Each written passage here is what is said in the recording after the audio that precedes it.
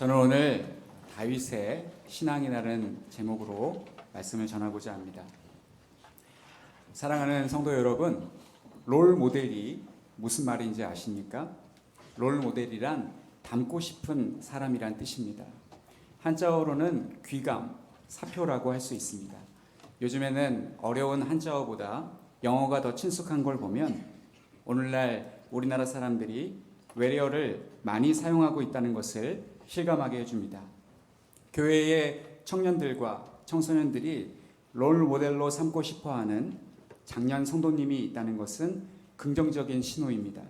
예를 들면 청소년과 청년들이 저 집사님, 저 장로님, 저 권사님처럼 되고 싶다고 하는 분들이 많다면 그 교회는 얼마나 건강한 교회이겠습니까?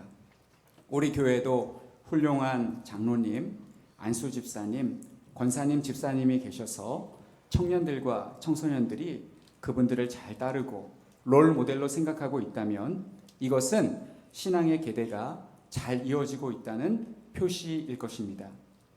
이처럼 성경의 신앙인물 중에도 하나님을 온전히 경외했던 신앙의 위인들이 있습니다. 성경을 읽을 때 신앙의 위인을 부각시키기보다는 하나님을 드러내야 한다는 금언이 있습니다. 금언은 금지할 금이 아니라 황금금 할 때 금입니다. 그런 귀한 말씀이 있습니다. 아브라함, 요셉, 모세, 다윗, 다니엘 등 성경의 위대한 선진들이 있지만 사람을 높이기보다는 배후에서 역사하신 하나님을 높여야 한다는 말입니다. 그러나 이것은 성경을 해석할 때 하나님의 섭리와 역사하심을 놓쳐서는 안 된다는 것을 강조하기 위한 말씀입니다. 인간의 포커스를 맞추고 성경을 해석하면 정작 하나님께서 행하신 역사는 놓치기 쉽습니다. 그러나 그것을 강조하기 위해 신앙 위인들의 신앙을 본받을 필요가 없다고 말하는 것은 지나친 것입니다. 신앙의 위인들이 믿음을 지키기 위해 애쓴 수고와 인내와 헌신이 의미가 없다면 예수님도 인간의 몸을 입고 이 땅에 오셔서 행하신 수고와 인내, 헌신의 의미가 없지 않을까요? 왜 하필 예수님은 높은 하늘 보좌를 버리시고 인간의 몸을 입고 이 땅에 오셨을까요? 예수님께서 몸소 인간의 몸을 입고 오신 이유는 인간의 모습으로 오셔야 인간이 겪는 생로병사, 희노애락을 깊이 이해할 수 있는 진정한 구원자가 되실 수 있기 때문입니다. 그리고 우리 인간은 예수님께서 우리와 똑같은 몸을 입으시고 온갖 고난과 고초를 겪는 것을 직접 눈으로 봐야만 예수님께서 큰 고통을 겪으신 것을 이해하고 인정할 수 있기 때문입니다. 물론 예수님은 인간이 안 되셨어도 인간이 겪는 고통에 대해서 모르실 리가 없습니다. 그러나 인간은 의심이 많은 존재라 높으신 하나님께서 인간이 겪는 희노애락을 어떻게 다 아실 수 있을까 의심할 것입니다. 그래서 예수님은 인간의 의심을 사전에 불식시키기 위해 인간의 몸을 입고 이 땅에 오셔서 많은 고생을 하시고 십자가에 못 박혀 죽기까지 하셨습니다. 그 결과 그 어느 누구도 예수님은 인간에 대해서 잘 모르신다라는 말을 할 수 없게 되었습니다. 예수님을 구주로 믿지 않는 불신자들도 예수님은 인간에 대해서 잘 모르시지 않을까라고 말하지 않습니다. 그들도 예수님 인간이신데 인간을 모를 리가 있나? 라고 말하며 예수님이 인간에 대해서 잘 알고 계신다는 것을 인정합니다. 다만 우리와 차이점이 있다면 예수님의 하나님 아들 되심, 즉 예수님의 하나님 되심을 부인할 뿐입니다. 이처럼 인간이 신앙하면서 겪는 고난과 수고와 인내는 큰 가치가 있습니다. 하나님의 섭리와 역사만을 강조하고 인간의 신앙을 강조하지 않는다면, 강조는커녕 축소시키거나 무의로 돌려버린다면 이는 육체 없는 영혼처럼 온전하지 않습니다. 하나님은 당신님의 섭리와 역사를 행하실 때, 저는 이 당신이라는 말을 3인칭 높임법으로 그렇게 사용하는데, 어떤 목사님은 하나님을 당신이라고 하는 것이 영 불편하신지 거기다가 님을 붙이시는 것을 보았습니다. 그래서 저도 좀 흉내를 내서 하나님은 당신님의 섭리와 역사를 행하실 때 인간을 통해서 많은 일들을 하십니다. 우리는 신앙의 위인들이 지금 내가 처한 현실보다 훨씬 더 열악한 상황에서 믿음을 지킨 것을 보면서 많은 위로를 얻을 수 있습니다. 어떤 일을 할 때 롤모델이 있는 것과 없는 것은 차이가 있습니다. 학창시절에 공부를 잘하는 친구들을 보면 집안에 형이나 누나들이 대학교를 다니고 있었습니다. 그래서 늘 공부하는 이 형이나 누나의 모습을 보면서 같이 공부하면서 자란 친구들이었습니다. 집안에 그런 형이나 누나가 없다면 공부를 잘하는 사람을 보고 똑같이 흉내내 보라는 말이 있습니다. 이런 것을 기업에서는 벤치마킹이라고 합니다. 친구가 도서관에 가서 공부할 때 같이 공부하고, 친구가 다니는 학원을 나도 같이 다니고, 친구가 풀고 있는 문제집을 보고 나도 풀어보고, 그렇게 공부하는 시간을 늘리다 보면 분명 좋은 결과가 있을 것입니다. 이와 같이 신앙도 잘하는 누군가가 있다면 따라하는 것이 도움이 됩니다. 그분이 성경을 읽는 만큼 성경을 읽고, 그분이 기도하는 만큼 기도하고, 그분이 봉사하는 만큼 봉사하다 보면 자연스럽게 내가 존경하는 그분처럼 될 것입니다. 사랑하는 성도 여러분, 성경에 나와 있는 신앙 인물들은 모두 우리의 선생님입니다. 선생님이란 먼저 태어난 사람이라는 뜻입니다. 선생님은 나보다 먼저 이 길을 걸어간 사람입니다. 그래서 선생님은 나보다 더 많은 것을 알고 있습니다. 선생님의 지도를 받으면 시행착오를 덜하게 됩니다. 성경에 기록된 신앙 인물을 선생님으로 삼아 잘 배우고 많은 것을 깨달으시기를 바랍니다.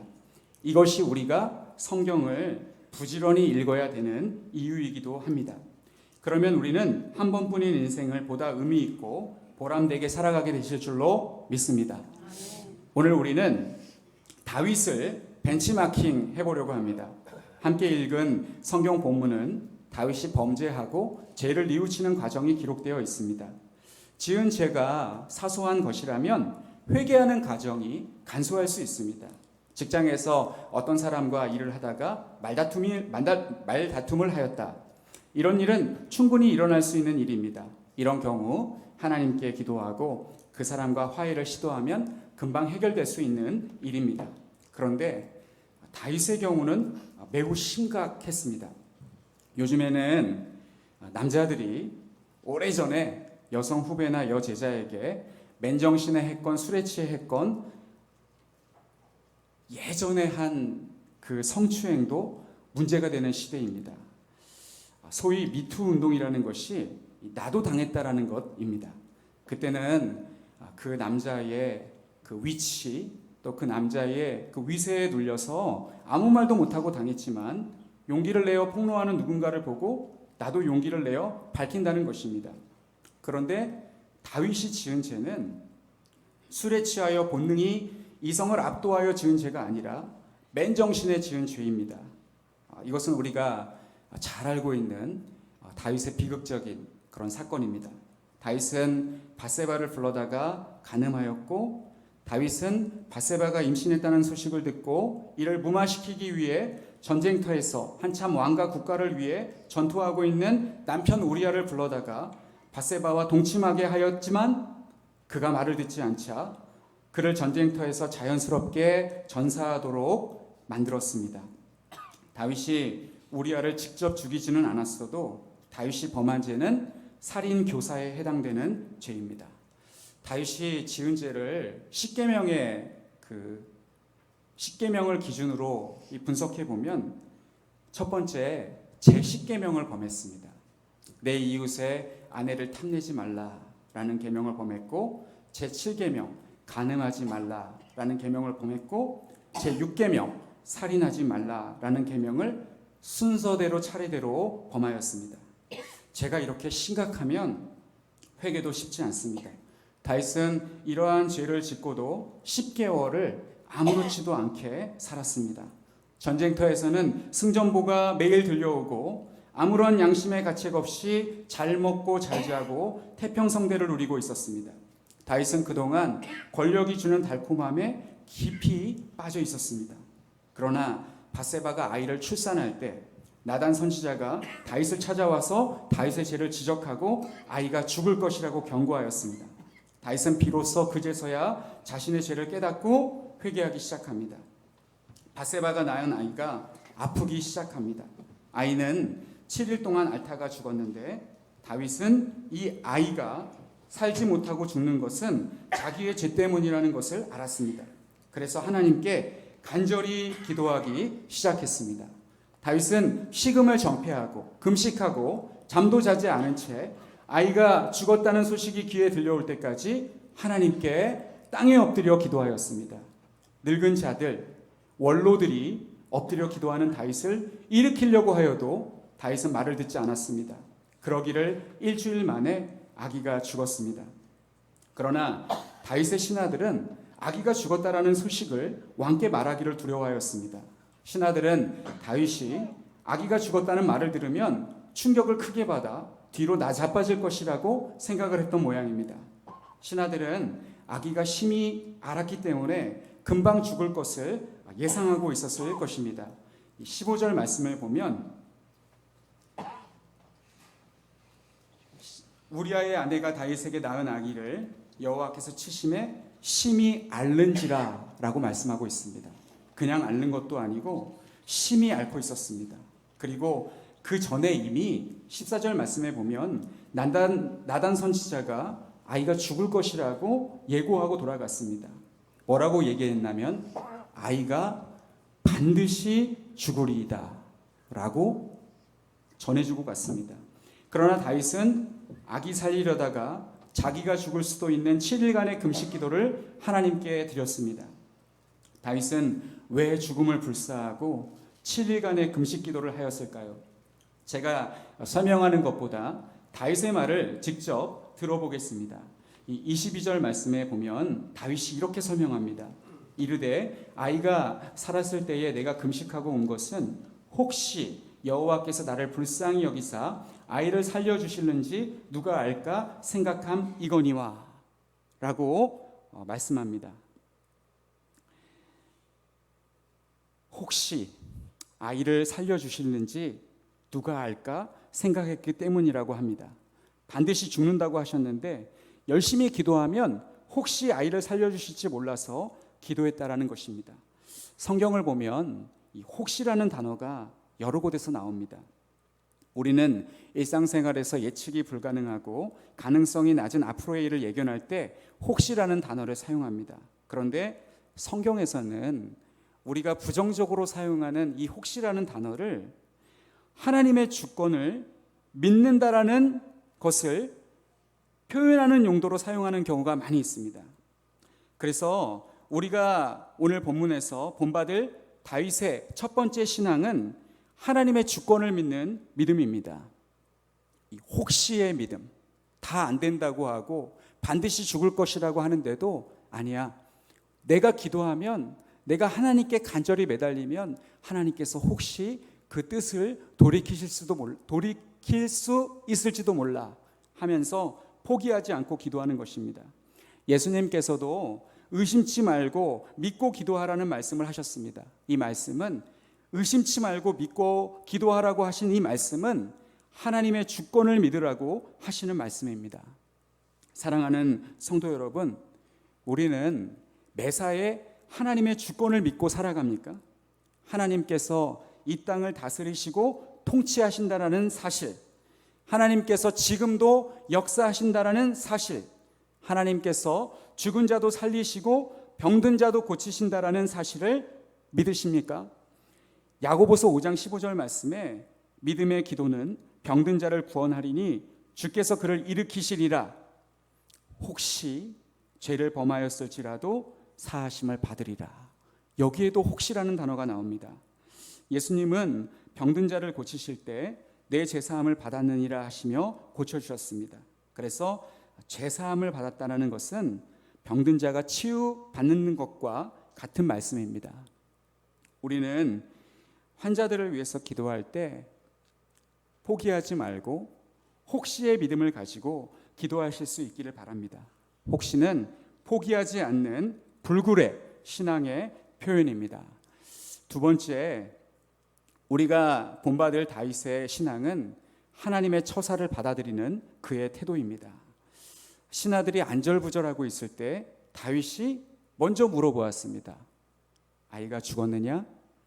그러자 깜짝 놀라서 죽었다고 하자 다윗은 땅에서 일어나 몸을 씻고 기름을 바르고 의복을 갈아입고 성전에 들어가 경배하고 왕궁으로 돌아와 명령합니다. 음식을 차려라 라고 명령하고 그 음식을 먹습니다.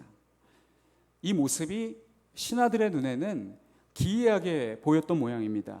그래서 신하들이 다윗 왕에게 묻습니다. 21절 말씀에 그의 신하들이 그에게 이르되 아이가 살았을 때에는 그를 위하여 금식하고 우시더니 죽은 후에는 일어나서 잡수시니 이 일이 어찌됨이니까? 라고 물었습니다. 그러자 다윗은 23절과 같이 대답합니다. 지금은 죽었으니 내가 어찌 금식하랴? 내가 다시 돌아오게 할 수 있느냐? 나는 그에게로 가려니와 그는 내게로 돌아오지 아니하리라 하니라. 다윗은 처음부터 아이가 죽을 것을 알고 있었습니다. 그러나 혹시라는 믿음을 가지고 금식하며 7일 동안 주야로 기도하였습니다. 그러나 아이가 죽은 후에는 하나님의 뜻으로 알고 받아들입니다. 어떤 사람은 이렇게 생각할 수도 있습니다. 하루 만에 데려가셨더라면 다윗이 7일 동안 고생하지는 않았을 텐데 라고 하며 다윗의 피눈물 나는 기도의 수고를 노동의 시간으로 환산하여 시간 낭비, 체력 낭비라고 생각하는 사람도 있을 것입니다. 군대에서 지휘관을 잘못 만나면 수많은 사병들이 고생을 하게 됩니다. 예를 들어서 상급 부대에서 어떤 고지를 점령하라는 명령이 떨어지면 해당 지휘관은 지도를 펴서 저 멀리 높은 봉우리가 있는 산으로 부하들을 이끌고 점령합니다. 그 고지가 얼마나 험산 줄령이든지 정말 부하들과 함께 천신만고 끝에 그 고지를 정복했습니다. 깃발을 세우려는 순간 지휘관이 지도를 펴놓고 이렇게 말합니다. 이 산이 아닌가벼? 그러면 부하들이 얼마나 속이 상하겠습니까? 다윗이 그렇게 열심히 기도했건만 다윗이 7일간 드린 기도의 응답은 싸늘한 아이의 죽음이었습니다. 신하들은 다윗 왕이 그렇게 열심히 기도했는데도 불구하고 결국 아이를 데려가신 걸 다윗 왕이 알면 하나님에 대한 실망감이 매우 클 것이라고 생각했습니다. 어쩌면 신하들은 다윗 왕이 아이가 죽었다는 소식을 들으면 쇼크를 받아서 뇌혈관이 터져서 반신불수가 되거나 최악의 경우 죽을지도 모른다고 생각했을지도 모르겠습니다. 그러나 다윗은 보통 사람들이 생각하는 것처럼 하나님을 믿지 않았습니다. 다윗은 하나님의 뜻에 온전히 순종을 합니다. 내가 그렇게 기도했는데도 아이가 죽었다면 이것은 내가 지은 죄에 대한 하나님의 심판이고 이것이 7일 동안 내가 드린 기도의 응답이라고 다윗은 믿었습니다. 우리는 하나님의 뜻을 받아들일 수 있는 믿음을 가져야 합니다.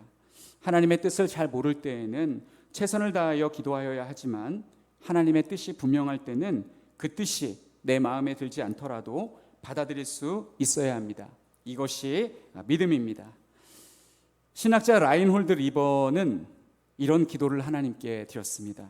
주님, 제게 어쩔 수 없는 일들을 받아들이는 평온함을 주시고 제가 변화시킬 수 있는 것은 변화시킬 수 있는 용기를 주시고 그리고 이 둘을 구별할 수 있는 지혜도 주소서. 인생을 살다 보면 내가 어쩔 수 없는 일들이 있습니다. 사람이 살고 죽는 것, 혹은 남자나 여자로 태어난 것, 부유하거나 가난한 집에서 태어난 것 등 이 모든 것이 내 의지와 상관없이 된 일이라면 우리는 원망 없이 현실을 받아들여야 합니다. 그리고 이 척박한 현실을 원망하지 않고 받아들이고 열심히 노력하여 개선하는 것이 하나님의 뜻입니다. 끝으로 세 번째, 우리가 본받을 다윗의 신앙은 잘못을 회개하고 책임을 지는 그의 태도입니다. 다윗이 밧세바와 동침한 것은 밧세바를 진정으로 사랑했기 때문이 아니라 무엇에 홀렸기 때문이었습니다.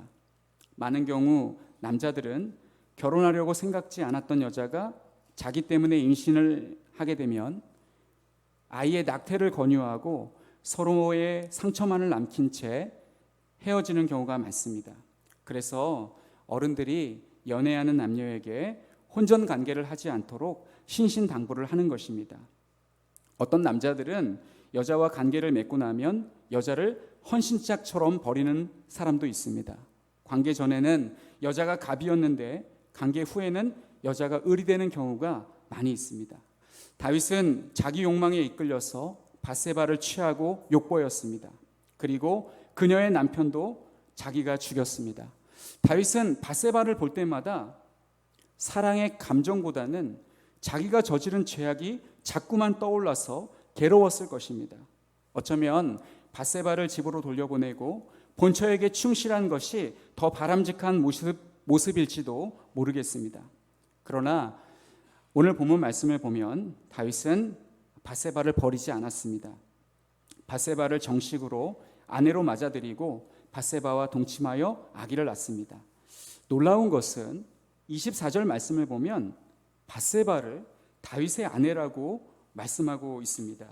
24절 다윗이 그의 아내 밧세바를 위로하고 라고 말씀합니다.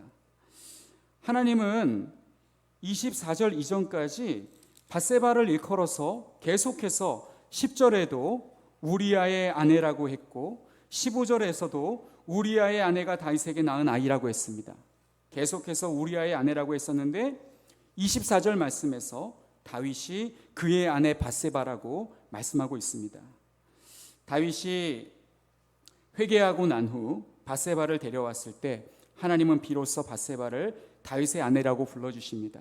그리고 밧세바에게 아들을 주시는데 그 아들이 바로 우리가 잘 알고 있는 솔로몬입니다. 하나님은 선지자 나단을 보내서 솔로몬에게 또 다른 이름을 부여하십니다. 그 이름은 여디디야인데 그 뜻은 나나주의 이 뜻이, 제가 가지고 있는 성경 맨 아래 1번이라고 이렇게 가로로 되어 있는 말씀이 있습니다. 여디디야라는 그 말의 뜻은, 그 이름의 뜻은 여호와께 사랑을 입음입니다. 하나님은 이렇게 다윗이 죄악으로 잉태한 아기를 데려가시고 회개 후에 새 생명을 주셨습니다. 사랑하는 성도 여러분, 어떤 잘못을 범했을 때 그 잘못을 덮으려고만 하지 마시기 바랍니다. 그 잘못으로 인해 발생한 문제가 아무리 크더라도 회피하지 마시기 바랍니다. 나 때문에 발생한 문제라면 사람들의 비난이 두려워 회피하지 말고 책임을 지시기 바랍니다. 지금 이 시대를 살아가는 사람들은 아무도 책임을 지지 않으려고 합니다. 하나님께서 우리에게 책임을 맡긴 것은 나중에 책임질 일이 생기면 책임을 지라고 맡긴 것입니다. 우리가 직장에서, 가정에서, 교회에서 우리의 사명과 책임을 다할 때 우리가 살아가는 이 사회가 더욱 건강해지고 아름답게 변화될 줄로 믿습니다. 다윗의 범죄로 인해 발생한 오늘 본문의 이 사건은 얼핏 보면 해피엔딩으로 끝나는 것 같습니다. 그러나 이것이 끝이 아니라 시작이었습니다. 비극의 시작이었습니다. 이 사건 후에도 다윗은 자신의 범죄로 인해서 계속해서 이보다 더 심한 하나님의 징계를 받습니다. 앞으로 더욱더 큰 징계가 다윗을 기다리고 있습니다. 그러나 다윗은 그 모든 징계를 회피하지 않고 다 받습니다. 그리고 그 가정이 몹시 고통스러웠지만 한 번도 하나님을 원망하지 않았습니다. 모두 다 자신의 잘못으로 인한 것임을 인정하고 그 모든 징계를 달게 받음으로써 하나님을 기쁘시게 하였습니다. 우리 모든 성도님들도 다윗과 같은 믿음을 가지고 하나님을 경외하는 삶을 사시기를 간절히 축원합니다.